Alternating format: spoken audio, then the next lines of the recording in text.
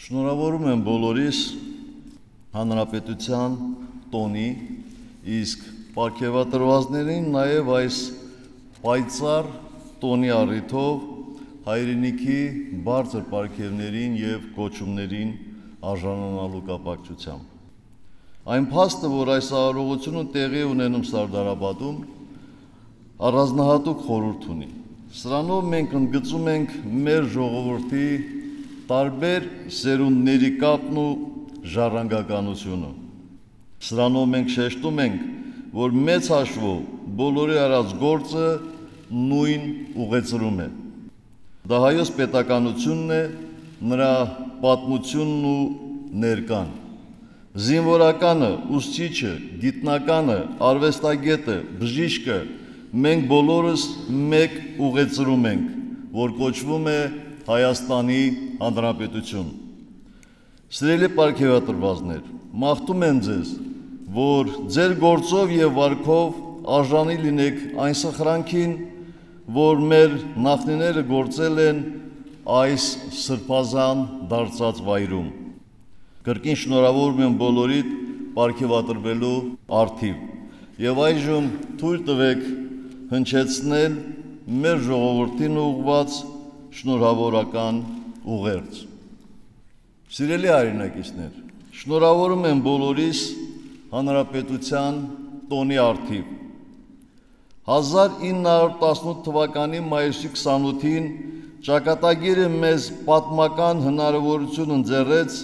վերականգնելու Հայաստանի անկախությունը։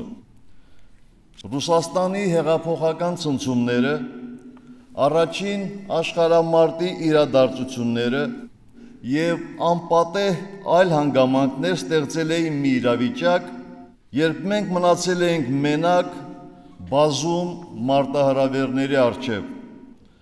Հայոց ցեղասպանությունը Օսմանյան կայսրությունում շարունակվում էր, ռուս-թուրքական ռազմաճակատը վերերացվել հայ-թուրքական ճակատի։ Ահա այդ պահին և այդ պայմաններում տեղի ունեցավ հրաշքը, որ ավելի աշխարհական բառով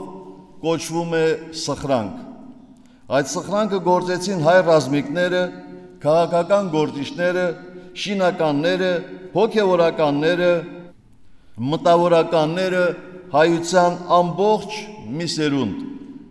չսպասված, չծրագրված, չնախապատրաստված և խորքում ողբերգական մայիսի 28-ը նրանք վերածեցին ազգային զարթոնքի։ Այն կոչված էր պատերազմի ու ցեղասպանության, սովի ու համաճարակների,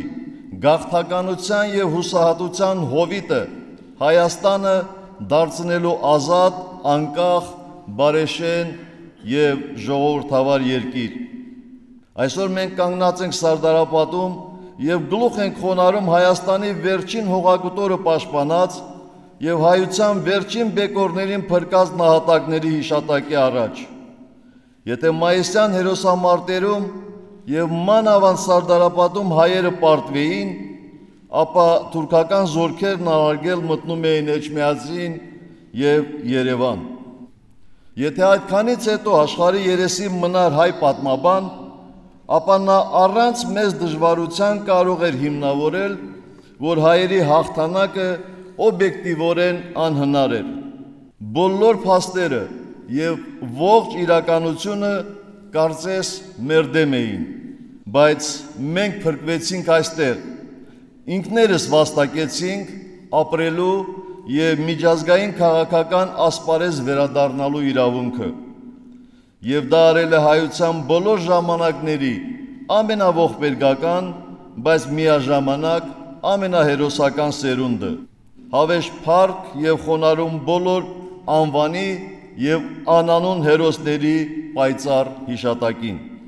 Կրկին շնորհավորում եմ բոլորիս մայիսյան հաղթանակների և հանրապետության տոնի կապակցությամբ։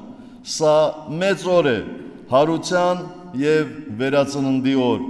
Մաղթում եմ բոլորիս տոնական բարձր տրամադրություն և խաղաղ երկինք։ Շնորհակալ եմ։